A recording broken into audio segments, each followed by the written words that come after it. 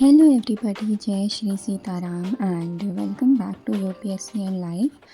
तो ये उस दिन का व्लॉग है जिस दिन थी जानकी नवमी, यानी कि सिया माँ का प्राकट्य उत्सव था। तो उसकी आपको बहुत बहुत बधाई।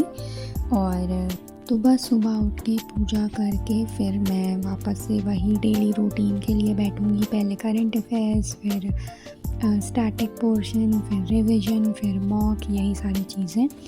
तो इसके बाद मैंने करा ब्रेकफास्ट और उसके बाद अब मैं अपने दिन के पहले स्लॉट के लिए बैठ रही हूँ, जहाँ पर मैं शायद से ज्योग्राफी कवर कर रही थी। एंड अभी रेगुलर रिवीजन डेज चल रहे हैं, जिसमें बहुत बहुत ज़रूरी है कि आप प्रॉपर एक प्लान बनाइए कि आप किस तरह से हर चीज़ को कम टाइम में मल्टीपल टाइम्स रिवीजन कर पाइए।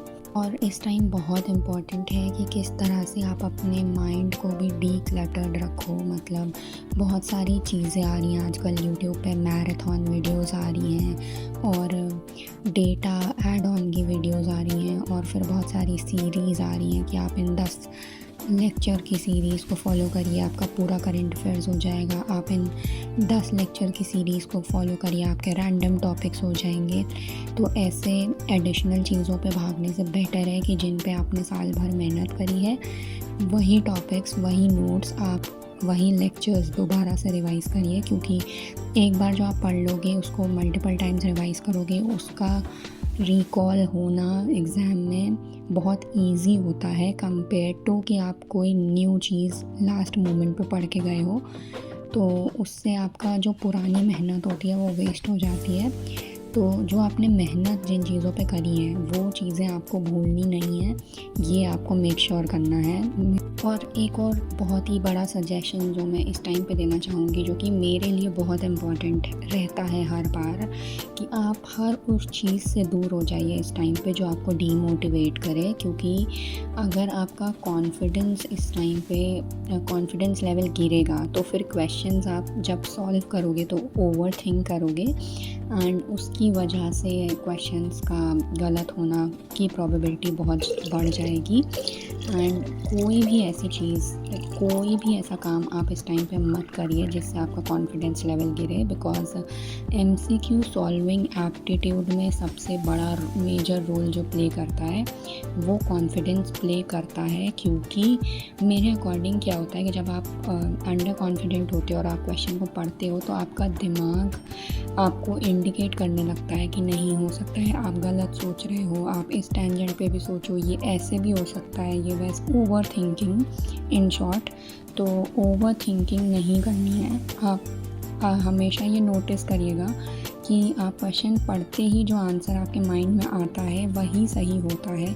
ओवर थिंक करने के बाद जब आप आंसर चेंज कर देते हो, वह अक्सर गलत ही होता है 80% ऑफ द टाइम।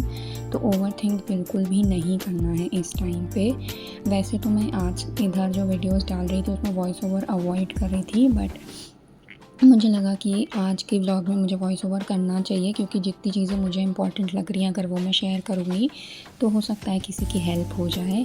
और आज का व्लॉग जो है वो थोड़ा सा छोटा भी होगा, बिकॉज़ मेरे पास कुछ भी नहीं है एक्स्ट्रा शूट करने को। मैं सिर्फ दिन भर पढ़ाई में बिज़ी रहती हूँ, तो पढ़ाई के ही स्लॉट्स हैं जो भी हैं, और वो मैं आपको कितने ही दिखा सकती हूँ।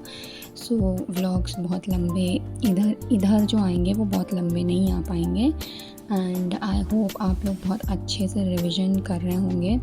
पिछले व्लॉग में कमेंट भी आया था मॉक्स को लेकर के, तो मैं मॉक्स दे रही हूँ, बट बस ये रहता है कि जब मैं मॉक देती हूँ तब मैं शूट नहीं करती हूँ, बिकॉज़ मुझे फुल कंसंट्रेशन के साथ मॉक देना होता है। तो शूट करते टाइम थोड़ा बहुत कंसंट्रेशन इधर उधर जाता है, इसलिए मैं मॉक देते टाइम व्लॉग शूट करना अवॉइड करती हूँ। बाकी मैं मॉक्स दे रही हूँ और मॉक्स का रिविज़न भी कर रही हूँ। और आप सब भी आज तक जितने मॉक्स दिए हैं उसका रिवीजन ज़रूर करिएगा। मॉक्स सिर्फ देने नहीं होते हैं, उनका एनालिसिस और उनका रिवीजन इक्वली इम्पॉर्टेंट होता है।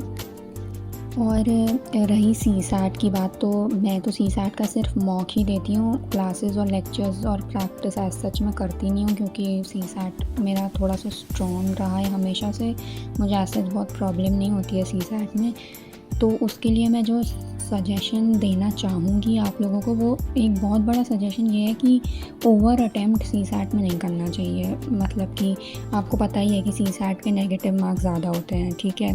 एंड उसके साथ साथ प्रॉब्लम ये है कि सीसैट इज़ नॉट समथिंग कि जो एनालिटिकल हो कि आप जोड़ तोड़ करके कुछ करके आप आंसर निकाल लो। उसका एग्जैक्ट आंसर होता है, चाहे रीजनिंग हो, चाहे मैथ्स हो, और चाहे वो इंग्लिश हो। इंग्लिश में भी आप अप्लाइड नॉलेज मत लगाइए, जो भी कॉम्प्रहेंशन में दिया हुआ है स्ट्रिक्टली कॉम्प्रहेंशन पे ही आप फिक्स्ड रहिए। उसका जीएस से इंटरप्रिटेशन करके अगर आप आंसर लगाने लगोगे तो आंसर फिर वो गलत हो जाएगा, क्योंकि हमें कॉम्प्रहेंशन बेस्ड ही आंसर लगाने होते हैं। तो ओवर अटेम्प्ट या फिर गेस वर्क सीसैट में अवॉइड करिए। उतने ही क्वेश्चंस करिए जितने आपको लग रहे हैं कि आपको 90% या 100% आपको शॉर्ट ये आता है, बिकॉज़ नेगेटिव मार्किंग ज़्यादा होती है और बहुत ज़्यादा स्कोर आपको वैसे भी सीसैट में लाना नहीं है, 70 66 अबव लाना है, तो उतना आप कम क्वेश्चंस अटेम्प्ट करके भी ला सकते हो। तो सीसैट में नेगेटिव मार्किंग अवॉइड करिए। ये सबसे बड़ा सजेशन जो है सीसैट का वो मैं आपको देना चाहूँगी। And that's it. मैं आपको बहुत ज़्यादा ओवर इन्फॉर्मेशन दे के ओवरलोड नहीं करना चाहती हूँ। So all the very best and खूब रिवाइज़ करिए, पूरे दिन रिवीजन करिए, कॉन्फिडेंट रहिए और आपका एग्ज़ाम बहुत ही अच्छा होगा। So that's it for today. Thank you so much for watching. जय Shri Sitaram and all the very best.